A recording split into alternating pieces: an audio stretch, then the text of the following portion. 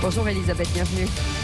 Bonjour Cécile, bonjour Benjamin, bonjour à tous. Bonjour Elisabeth Lévy. Le classement des lycées du Parisien qui arrive à un résultat étonnant. Vous vouliez en parler ce matin.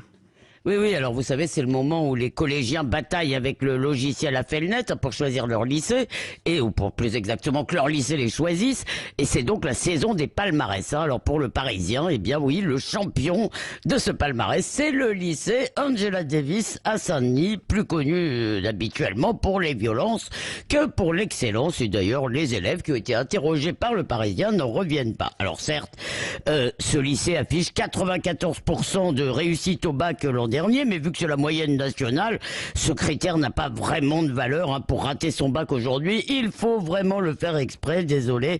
Et même les mentions ne sont pas un indicateur fiable, car les correcteurs, notamment dans les quartiers plus défavorisés, sont incités à bien noter pour ne pas accroître les inégalités, puis pour ne pas décourager, moyennant quoi les résultats au bac, les mentions, etc. ne veulent strictement rien dire. Mais alors comment le lycée Angela Davis est-il arrivé premier de ce classement ?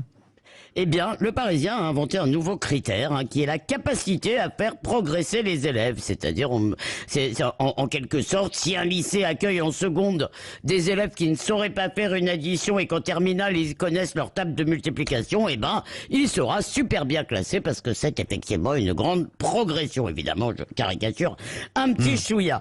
Alors que dans ces établissements, plus sérieusement, comme Angela Davis et bien d'autres, il y ait des équipes très motivées, des professeurs qui se battent pour des ados qui sont souvent laissés pour compte, qui n'abandonnent pas, c'est indéniable et c'est évidemment méritoire et il faut les remercier. Mais il y a tout de même là-dedans une énorme hypocrisie parce que la bienveillance remplace en quelque sorte l'exigence. On invente un thermomètre particulier pour que des établissements moyens ou médiocres soient au sommet.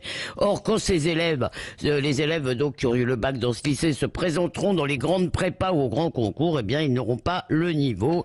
Il vaudrait mieux leur donner plus exactement des cours de soutien, les faire arriver à ce niveau.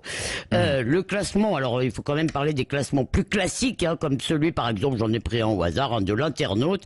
Celui-là ne prend pas seulement en compte les résultats, il prend aussi en compte le pourcentage d'élèves de seconde qui arrivent au bac. Et là, dans ce classement, les résultats sont malheureusement plus attendus. Le premier, c'est toujours le premier d'ailleurs, le premier lycée en France, c'est le lycée bilingue Janine Manuel qui est à Paris 15e, où vont essentiellement des enfants de bonnes et même de très bonnes familles. Sur les 10 premiers, il y en a 6 à Paris, 1 à Marseille, 1 à Buc, dans les Yvelines, 1 à Neuilly et 1 à Charenton. Mais le plus triste, c'est que sur 10 établissements d'excellence, eh bien seulement 3 sont des lycées publics. Condorcet à Paris 9, Henri IV et le lycée franco-allemand de Buc pour la mixité sociale. On repassera. Alors la véritable bienveillance, ce serait d'arrêter de mentir aux jeunes et à leurs parents et de s'attaquer à ce qui devrait obséder tous les candidats à la présidentielle, la faillite de l'éducation nationale. Et voilà qui est dit. En tout cas, merci beaucoup Elisabeth Lévy. Je vous souhaite une très belle journée.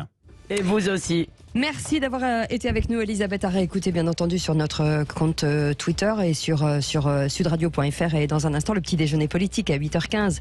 Yann Brossa, directeur de campagne de Fabien Roussel et maire adjoint à la mairie de Paris, sera avec nous. À tout de suite.